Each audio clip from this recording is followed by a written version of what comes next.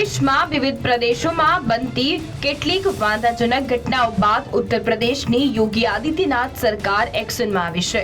ઉચ્ચ સ્તરની મળેલી બેઠકમાં નિર્ણય લેવાયો કે હવેથી પ્રદેશમાં ઢાબા અને રેસ્ટોરન્ટ માલિકોએ નામ લખવું ફરજિયાત છે, તો વળી કર્મચારીઓનું પોલીસ વેરિફિકેશન પણ ફરજિયાત કરવા આદેશ કર્યો છે। ત્યારે જોઈએ આ વિશે એક અહેવાલ। तिरुपति बालाजी मंदिरना प्रसादमां भेळसेळનો मामलो जाहिर થયા બાદ ઉત્તર પ્રદેશ સરકાર સતર્ક બની છે।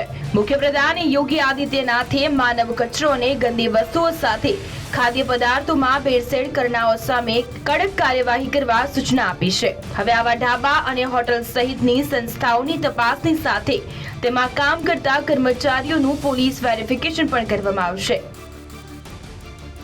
દેશના વિવિધ વિસ્તારોમાં બનેલી કેટલીક વાંધાજનક ઘટનાઓને ધ્યાને લઈને મંગળવારે એક ઉચ્ચ સ્તરીય બેઠકમાં મુખ્યમંત્રી યોગી આદિત્યનાથે રાજ્યના તમામ હોટેલ, ઢાબા, રેસ્ટોરન્ટ વગેરે સંબંધિત સંસ્થાઓની સંપૂર્ણ તપાસ અને ચકાસણી કરવા સૂચનાઓ પણ આપી છે।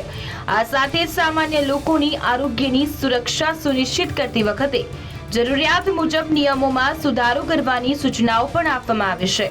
તેમણે કહ્યું કે તાજેતરના સમયમાં દેશના વિવિધ વિસ્તારોમાં માનવ કચરો, અખાદ્ય અને ગંદી વસ્તુઓ સાથે જ્યુસ, કઠોળ અને રોટલી જેવી ખાદ્ય ચીજોમાં ભેળસેળની ઘટનાઓ જોવા મળી રહી છે। મુખ્યમંત્રી યોગીએ કહ્યું કે સામાન્ય લોકોના સ્વાસ્થ્ય સાથે કોઈ પણ રીતે રમત ન થઈ શકે।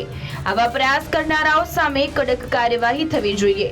ઉત્પાદન, ખાદ્ય પદાર્થોના વેચાણ અથવા અન્ય સંબંધિત પ્રવૃત્તિઓ સંબંધિત નિયમો વ્યવહારિકતાને ધ્યાનમાં રાખીને વધુ કડક બનાવવા જોઈએ અને નિયમોના ભંગ પર તાત્કાલિક પગલાં લેવા જોઈએ।